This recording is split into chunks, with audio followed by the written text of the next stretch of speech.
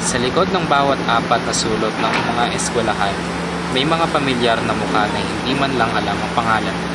Mga mukhang tumatagaktak ng pawis at mga taong nagbibigay kaginhawaan sa kadupitan at kawalang hiyaan sa sintang paaralan.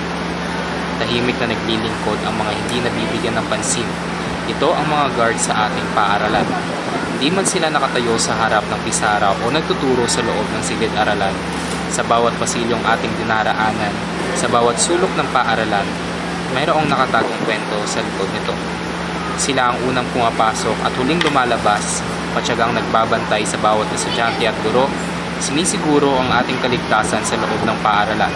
Sila ang mga mata at tagapagtanggol ng ating paaralan, laging handang umalalay, magpatupad ng kaayusan, at protektahan tayo mula sa anumang kapahamakan.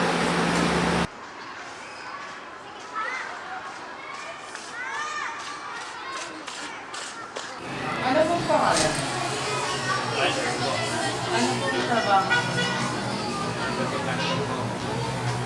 Sa araw-araw po na pag-iinis po dito sa campus, ano po yung mga hirap po na pinapagdaan?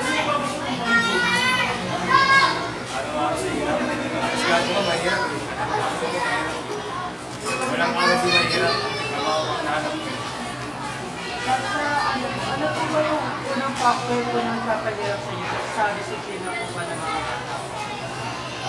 Isa rin yun kasi meron tayo magalit sa mga brother and gay. Mga minor yun, kailangan ko pa rin mag-adjust.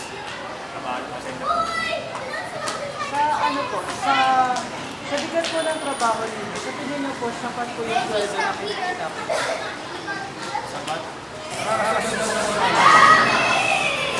Tapos ambitious na sarili. So, pamilya niyo po yung pagkakataon na dumilin po sa mga nakakaraso. Ano po yung mga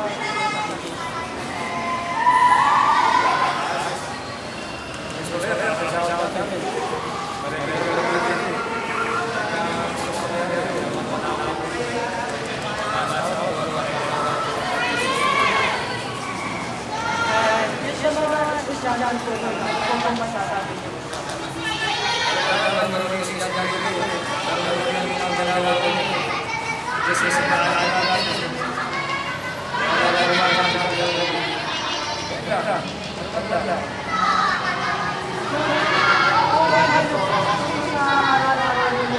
Napapagkasya din po yung mga bilhin niyo po. Paano po kapag may biglaan po kayong kailangan po?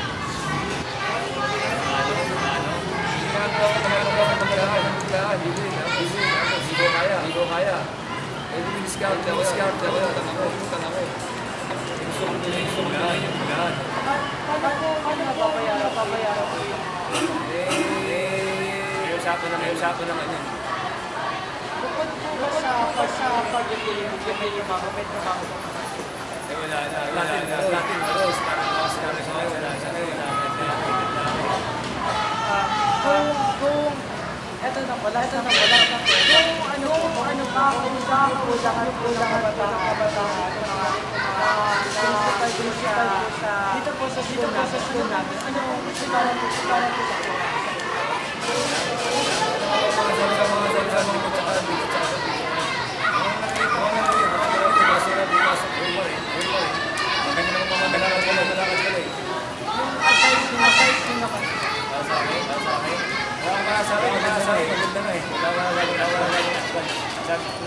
yung advice nyo naman. Sana